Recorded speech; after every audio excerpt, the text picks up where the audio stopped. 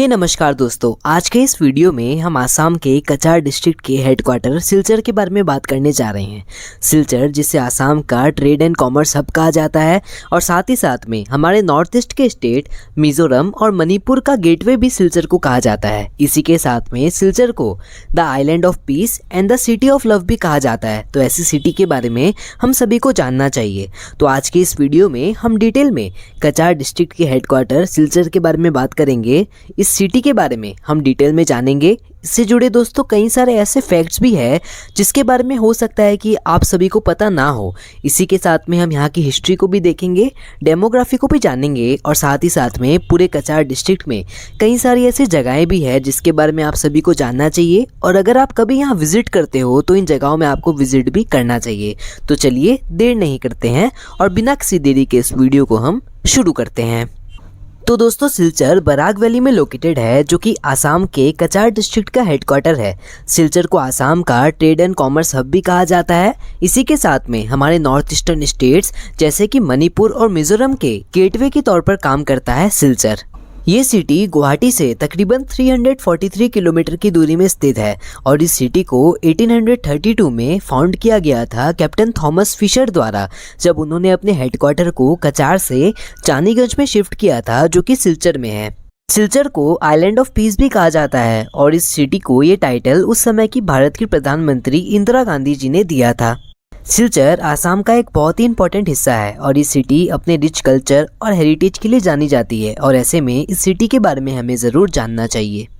सिलचर से जुड़े कुछ इंटरेस्टिंग फैक्ट्स के बारे में बात करी जाए तो सिलचर पहला ऐसा साइट है जहां पर वर्ल्ड का पहला पोलो क्लब था। इसी के साथ में जो सबसे पहला कॉम्पिटिटिव पोलो मैच हुआ था वो भी सिलचर में ही हुआ था।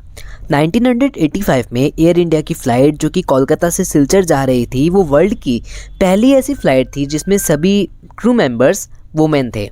ये भी सिलचर के लिए एक बहुत ही बड़ी बात है। इसी के साथ में पहले सिलचर को टी टाउन भी कहा जाता था।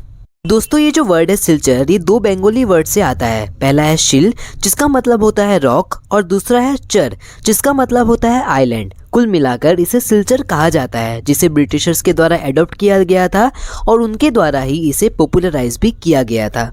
दोस्तों ये जो नाम है सिलचर ये ब्रिटिश रूल के दौरान दिया गया था और बराक रिवर से ही शिप्स को डॉक भी किया जाता था और यहाँ पर ब्रिटिश रूल के दौरान एक मार्केट भी हुआ करता था जो कि एक बहुत ही इंपॉर्टेंट प्लेस थी उस समय के ट्रेड एंड कॉमर्स के लिए। और दोस्तों ये जो पर्टिकुलर बराक रिवर का एरिया है ये चारों तरफ से स्टोन से घिरा हुआ था जिसकी वजह से इसे शिलेर चोर के नाम से जाना जाने लगा और जैसे जैसे समय बीता वैसे ही लोग इसे सिलचर के नाम से जानने लगे। सिलचर ने ब्रिटिश हेडक्वार्टर के तौर पर भी सर्व किया था और 1850 में वर्ल्ड का जो सबसे पहला पोलो क्लब है उसे भी सिलचर में सेटअप किया गया था। 1899 में इंडियन रेलवे के मैप में भी सिलचर को शामिल किया गया था और ब्रिटिशर्स के द्वारा यहाँ पर एक मीटर गेज रेलवे लाइन भी बनाई गई थी फ्रॉम लामडिंग टू सिलचर। दोस्तों इस तरह से हम ये कह सकते हैं कि ब्रिटिश टाइम से ही सिलचर भारत का एक बहुत ही इंपॉर्टेंट हिस्सा रहा है और अभी भी आसाम की एक बहुत ही इंपॉर्टेंट सिटी है सिलचर। सिलचर की डेमोग्राफी के बारे में बात करी जाए तो 2011 के सेंसस के हिसाब से सिलचर का जो म्यूनिसिपल एरिया है वहाँ की पॉपुलेशन है अराउंड 1,72,830 की।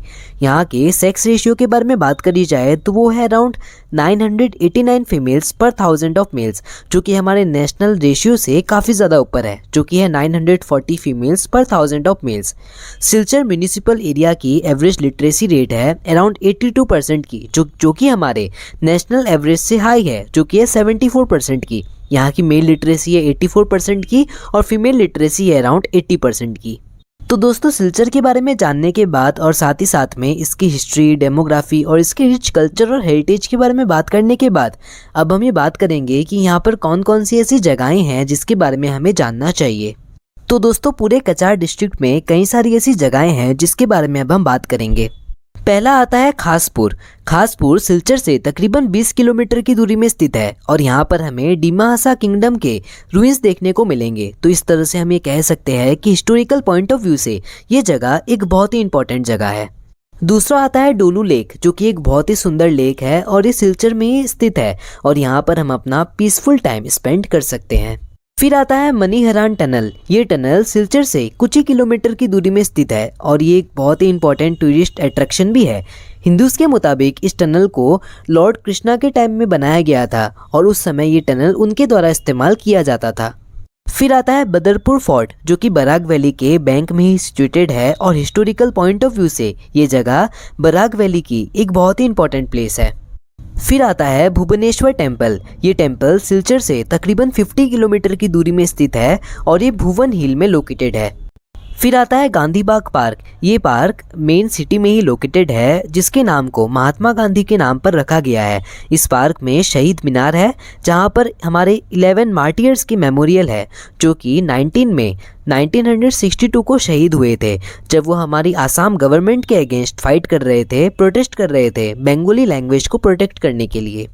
यहाँ पर एक काली मंदिर भी है जिसका नाम है कचाकांती काली मंदिर, जो कि एक बहुत ही पुराना टेम्पल है जिसे 19th सेंचुरी के दौरान बनाया गया था। फिर आता है माईबोंग। ये कभी कचारी का कैपिटल हुआ करता था और ये सिलचर का एक बहुत ही मेजर अट्रैक्शन है और यहाँ पर लोग नेचुरल ब्यूटी को एंजॉय करने जाते हैं। और दोस्तों, इसी के साथ सिलचर अपने लोकल हैंडीक्राफ्ट के लिए और अपनी टी फार्मिंग और एग्रीकल्चरल प्रोडक्ट्स के लिए काफ़ी ज़्यादा फेमस है। दोस्तों, आज के इस वीडियो में इतना ही। उम्मीद करता हूँ कि आपको इस वीडियो से सिलचर के बारे में डिटेल में जानने को मिल चुका होगा और आपको ये वीडियो पसंद भी आई होगी।